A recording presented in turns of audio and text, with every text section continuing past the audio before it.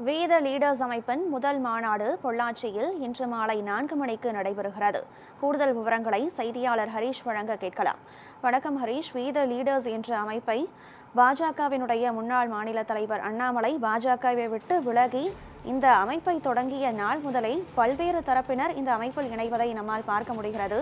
ஆக இந்த அமைப்பின் முதல் மாநாடு இன்று நடைபெறவிருக்கிறது. இந்த மாநாட்டினுடைய முக்கிய சாரம் என்னவாக இருக்கிறது?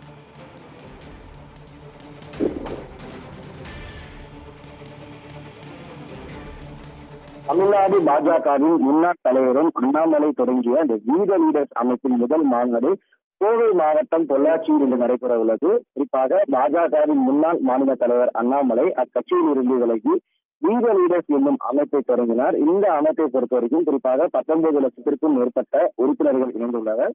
இந்த அமைப்பின் முதல் மாநாடு போதை இல்லாத தமிழகம் என்னும் தளத்தில் பொள்ளாச்சி அருகே ஆட்சிப்பட்டியில் இன்று நடைபெறுகிறது. இதற்காக 15 ஏக்கர் பரப்பளவில் மாநாடு ஏற்பாடுகள் செய்யப்பட்டுள்ளதாகவும், குறிப்பாக அந்த பரம்பிக்குளம் ஆலையாறு திட்டத்தை மையப்படுத்தியும் தென்னை தொழிலை மையப்படுத்தியும் மாநாட்டு முகப்பானது அமைக்கப்பட்டிருக்கிறது.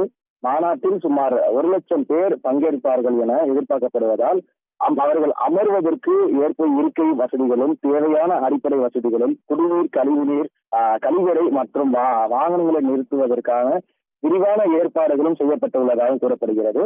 இன்று மாலை 4 மணி அளவில் மாநாடு தொடங்கும் என்று எதிர்பார்க்கப்படுகிறது. இந்த மாநாட்டில் இடைத்தேர்தல் மற்றும் உள்ளாட்சி தேர்தலும் குறித்து அண்ணாமலை முக்கிய அறிவிப்புகளை வெளியிடுவதுடன் தகவலானது இருக்கிறது. அதே சமயம் நடைபெறும் அந்த மாநாட்டில் அண்ணாமலை முக்கிய அறிவிப்புகளை வெளியிடுவார் என திட்டமிட்டிருக்கக்கூடிய, குறிப்பாக கட்சியின் அந்த நடைபெற இருக்கக்கூடிய இடைத்தேர்தல் உள்ளாட்சி தேர்தலிலும் போட்டியிட தொடர்பாக சில அறிவிப்புகளும் அவர் வெளியிட வாய்ப்புகள் உள்ளதாகவும், இதுக்கு முந்தைய திமுக ஆட்சி காலத்திலும் அக்கட்சியின் செயல்பாடுகளின் குறித்து அண்ணாமலை கடுமையான விமர்சித்து வந்தார். இந்த நிலையில் ஆட்சி மாற்றம் ஏற்பட்டுள்ளது. தற்போது தாவேக ஆட்சியிலும் மற்றும் முதல்வர் விஜயின் செயல்பாடுகளின் குறித்து கரூர் விவகாரத்தில் அரசு பணியை வழங்கியது குறித்து இன்று மாநாட்டில் அண்ணாமலை பேச உள்ளதாகவும் தெரிவித்திருக்கிறாரு.